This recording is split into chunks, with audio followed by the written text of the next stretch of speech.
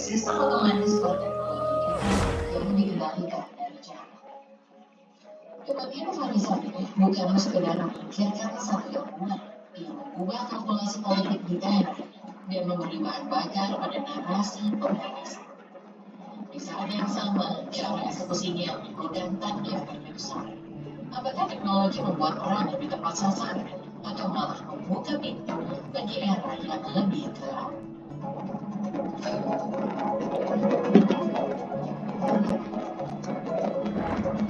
Dosen Vanessa Dewi, dalam kampus di Bawah Hussein, ia tampak biasa. Profesor fisika yang jarang bicara, mudah menghilang di antara mahasiswa, dan hampir tak pernah jadi wajah. Namun di balik pintu-pintu kantor intelijen, namanya berulang kali disebut. Alasan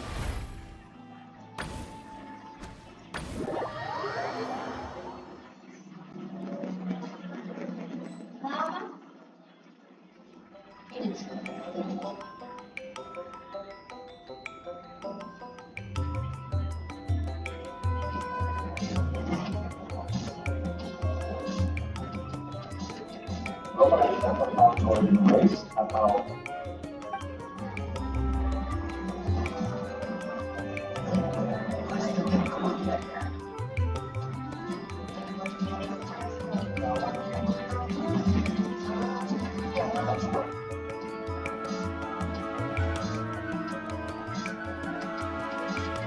lo pernah dengar tentang golden race atau operasi Anda tentang Mario Teguh dari faktor yang sehingga sukses.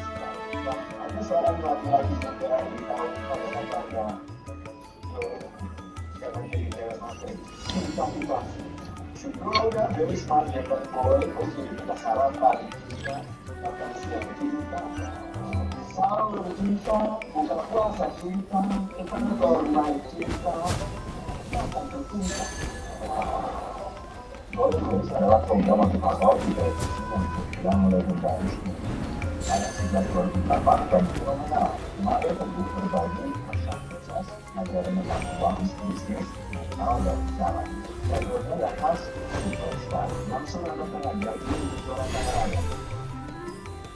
Sekali, Mario Teguh menjadi figur yang semacam guru buat Indonesia. Pembawaannya yang sinetron tapi sekaligus bijak, mampu menginspirasi kita dan banyak melekat di kepala masyarakat dan suatu waktu tindakan dan sikapnya berkembalikan 180 derajat dengan kata-kata mutiara yang keluar dari mulut Mario Teguh sang motivator. Mulai 2016 semuanya untuk dan dengan dukungan bulan dan dengan dukungan tahun tapi selama pamornya di televisi bilang selamanya dan apa yang sebenarnya terjadi perubahan selengkapnya.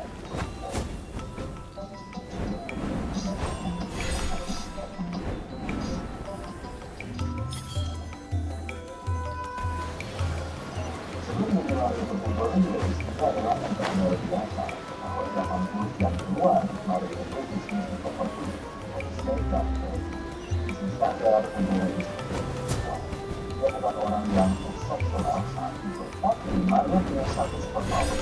Dia bisa ngomong dengan cara yang bikin orang percaya dan tertarik.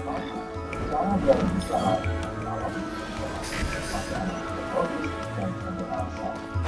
2008 dia jadi bintang di Golden Race, sebuah program motivasi yang tayang di Universal.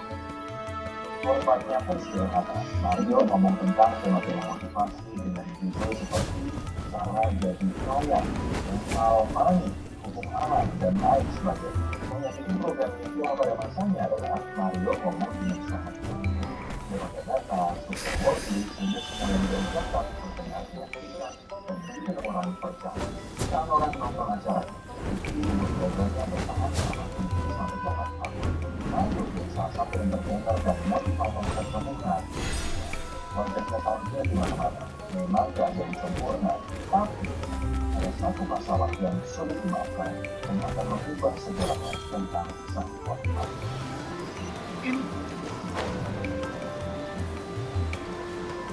Oktober 2016 juga muncul seorang pria bernama Aryo Pistinyato. Dan itu adalah anak kandung Mario Teguh. Aryo yang Mario Teguh adalah anak dari keturunan dengan Aryo atau mantan Mario. Tapi mereka menghormatinya bahkan menganggap Ayo sebagai anak yang sukses atau tolong. Aku melaporkan Mario Teguh ke Polda Metro Jaya atas dugaan pencemaran nama baik dan drama dimulai. Mata publik mulai tertuju ke kasus keluarga Mario Teguh. Saya tanya, Mas Ayu, siapa sebagai rumah sakit? Mas Ayu tahu siapa papamu? Tahu, apa asli? Tahu, harapan saya jadi itu saja. Kakek ya, bukan kakak. Kalau disebut nama, SRS itu adalah namanya ada di nama dia. Dan kemudian Polda Metro Jaya melakukan tes DNA terhadap Mario dan Ayu. Hasilnya positif. Mario adalah anak kandung Mario. Jangan bisa terjadi. Mario Teguh partai yang berbicara tentang kebaikan, integritas, dan hukum alam. Ternyata selama ini menolak mengakui anak kandungnya. Dia justru menuntut mantan istrinya untuk ini produser yang pernah bawa Ayu dan caranya bicara tentang hal ini. Dia menggunakan tindakan Mario yang berkembang sebagai seorang wanita. Saya masih sama ayah saya. Saya nggak punya apa-apa.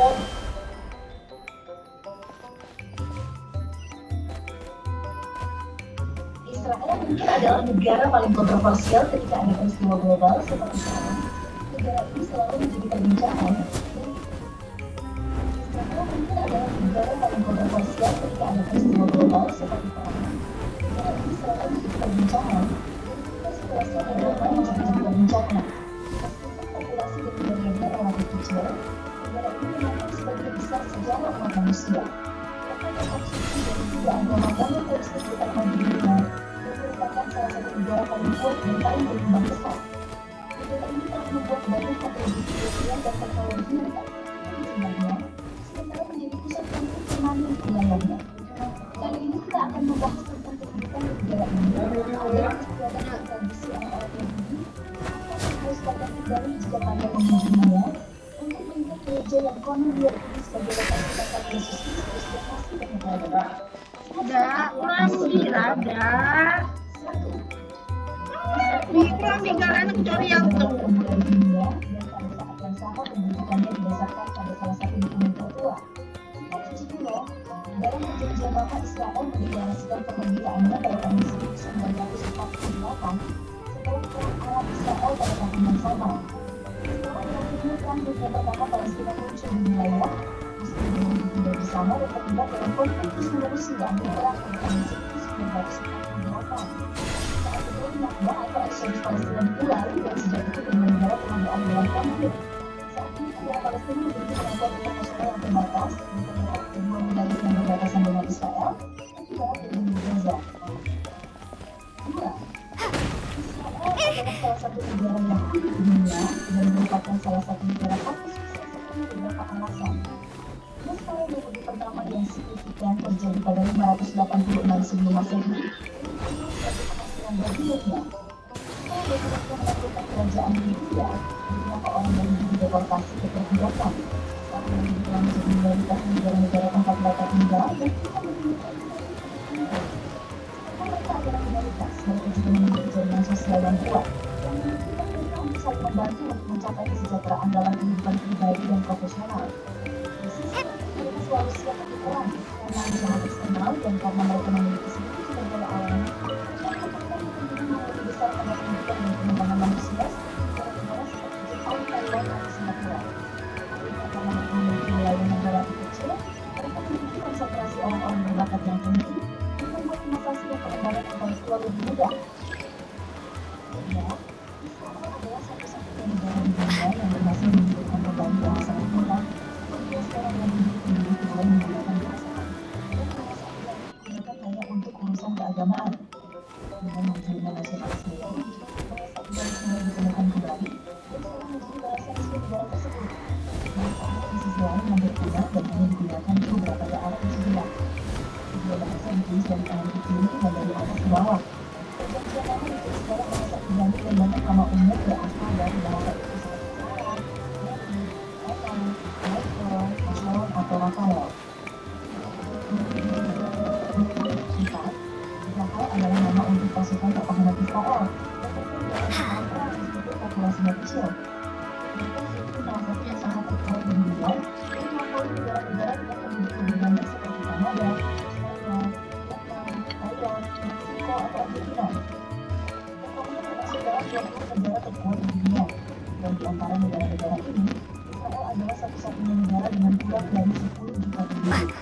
Diyakini bahwa negara Israel memiliki senjata atom antara 80 dan 410 ledak nuklir dan memiliki kemampuan untuk menggunakannya dengan pesawat terbang, rudal yang diluncurkan dari kapal selam, dan rudal balistik antar benua dan penengah. Mereka juga unggul dalam desain dan pembuatan drone seperti Heron TP, Hermes 900, Tactical Heron, atau Bird I-650. 5. Jika kalian pergi ke Israel, berjalan di jalanan Yerusalem atau pantai Tel Aviv dan melihat orang-orang dengan senjata, jangan panik. Wajib militer merupakan hal yang umum bagi pria dan wanita Israel untuk melakukan aktivitas sehari-hari, sambil membawa senjata dan menggunakan pakaian militer. Pria bertugas minimal 32 bulan, dan wanita bertugas selama 24 bulan. Mereka dapat bertugas di berbagai unit pendakian gunung, pertempuran bawah air, unit OSC 13 Setmenkol, unit Skylands, unit Yahalom, dan yang lainnya.